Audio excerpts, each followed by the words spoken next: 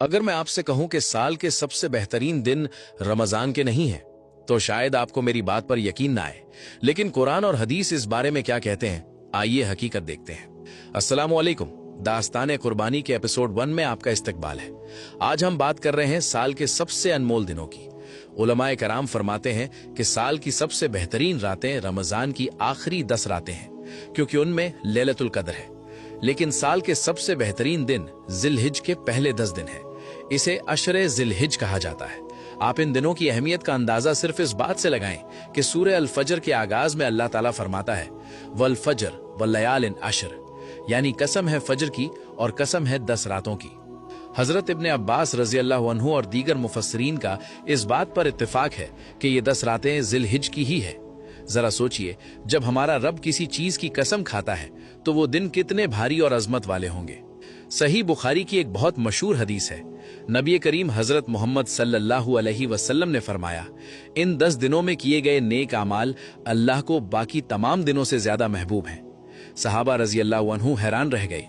उन्होंने पूछा, या रसूल अल्लाह, क्या अल्लाह की राह में जिहाद करना भी इन दिनों की इबादत से अफजल है? आप हजरत मोहम्मद सल्लल्लाहु अलैहि वसल्लम ने जवाब दिया, नहीं, जिहाद भी नहीं, सिवाय उस शख्स के जो अपनी जान और अपना माल लेकर निकला और फिर उनमें से कुछ भी वापस ना लाया, यानी उसने अपना सब कुछ अल्लाह की राह में कुर्बान कर दिया। तो भाइयों और बहनों, इन 10 दिनों में हमें करना क्या है? पहली चीज, कसरत से जिक्र। नबी करीम हजरत मोहम्मद सल्लल्लाहु अलैहि वसल्लम ने फरमाया, इन दिनों में तहलील यानी ला इलाहा इल्लल्लाह, तकबीर यानी अल्लाहु अकबर और तहमीद यानी अल्हम्दुलिल्लाह कसरत से पढ़ा करो। चलते फिरते उठते बैठते तकबीरात पढ़ें। दूसरी चीज, नफली रोजे। 1 जिलहिज से लेकर 9 जिलहिज तक रोजा रखना बहुत अजीम सुन्नत है। एक हदीस में आता है कि इन दिनों का एक रोजा 1 साल के रोजों के बराबर सवाब रखता है। तीसरी चीज, सदका और तिलावत। अपने अमाल को डबल करें। और हाँ, जो लोग कुर्बानी का इरादा रखते हैं वो जिलहिज का चांद नजर आते ही अपने बाल और नाखून ना काटें जब तक कुर्बानी ना कर लें। ये भी एक सुन्नत है। इन 10 दिनों के इख्तिताम पर कुर्बानी आती है। लेकिन कुर्बानी की इब्तिदा कैसे हुई? हजरत इब्राहीम अलैहिस्सलाम का वो अजीब और दर्दनाक ख्वाब क्या था जिसने उनकी जिंदगी बदल दी? ये वाकया आपके रोंगटे खड़े कर देगा। अच्छी बातें फैलाना सदका जारिया है। इस वीडियो को अभी अपनी फैमिली और दोस्तों से शेयर करें। अगर आप अगला एपिसोड जल्द देखना चाहते हैं तो कमेंट्स में एपिसोड 2 लिखना मत भूलें। या अल्लाह, हमें इन 10 अजीम दिनों की असल कद्र करने की तौफीक अता फरमा और इन दिनों में ज्यादा से ज्यादा इबादत करने की हिम्मत अता फरमा। जो लोग ये सुन रहे हैं वो कमेंट्स में आमीन जरूर लिखें। हर साल हज में लाखों हाजी शैतान को कंकरियां मारते हैं, लेकिन क्या आप जानते हैं कि जिस शैतान का कोई जिस्मानी वजूद हमें नजर नहीं आता, उसे ये पत्थर क्यों मारे जाते हैं और इन पत्थरों का कुर्बानी से क्या ताल्लुक है? आइए हकीकत जानते हैं। अस्सलाम वालेकुम। दास्तान कुर्बानी के एपिसोड 3 में आपका इस्तकबाल है। गुज़श्ता एपिसोड में हमने देखा कि हजरत इब्राहीम अलैहिस्सलाम अल्लाह के हुक्म पर अपने बेटे को कुर्बान करने निकल पड़े थे। लेकिन ये सफर इतना आसान नहीं था। इब्लीस यानी शैतान कभी नहीं चाहता कि कोई इंसान अल्लाह का इतना फर्माबरदार हो जाए। जब हजरत इब्राहीम अलैहिस्सलाम अपने लखते जिगर हजरत इस्माइल अलैहिस्सलाम को मिना की तरफ जा रहे थे तो शैतान एक इंसान की शक्ल में उनके पास आया। उसने एक बाप के जज्बात से खेलने की कोशिश की।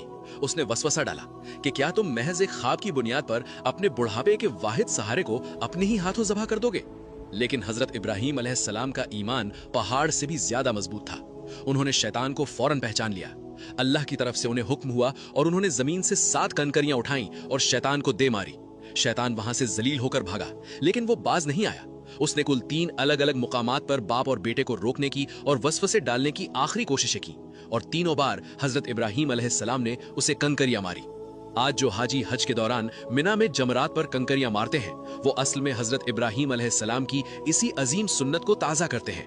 ये महज कोई रस्म नहीं है, ये इस बात का ऐलान है कि जब भी अल्लाह के हुक्म और हमारे अमल के बीच शैतान वसवसा डालेगा, हम भी उसे ऐसे ही ठुकरा देंगे। आज हमारे मुआशरे में जब हम कोई नेक काम, सदका या कुर्बानी करने जाते हैं तो शैतान हमें माल कम होने का डर दिलाता है।